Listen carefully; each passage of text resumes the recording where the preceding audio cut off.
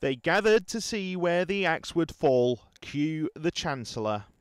This is the first time this government has announced difficult decisions on spending.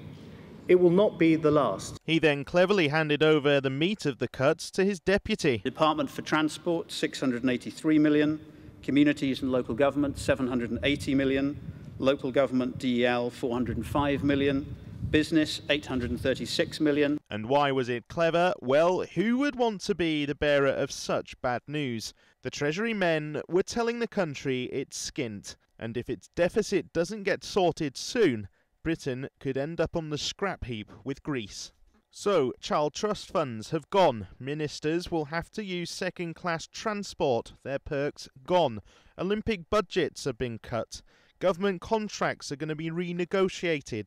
Quangos are going to be axed. And there's going to be a freeze on civil service recruitment. Vince Cable's business department is hit hardest. It needs to find savings of £836 million. The Communities and Local Government Department needs to save £780 million.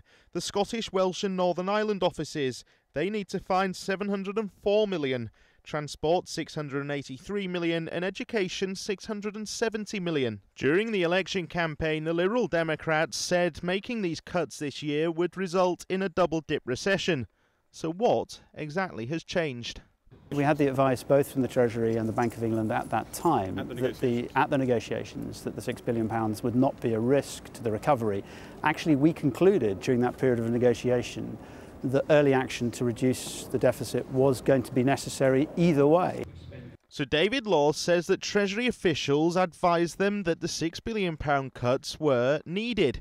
But Alistair Darling, the former Chancellor for Labour Party, his whole election campaign was based on the arguments that cuts would be deadly. Who was advising him? Look, if you go into government, and when you're in government, you'll get a range of advice that will say, on the one hand, you can do such and such a thing, on the other hand, there'll be another result there. The judgment at the end of the day has to be for the Chancellor of the Exchequer.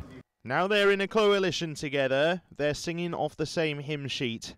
This is what being in power is all about.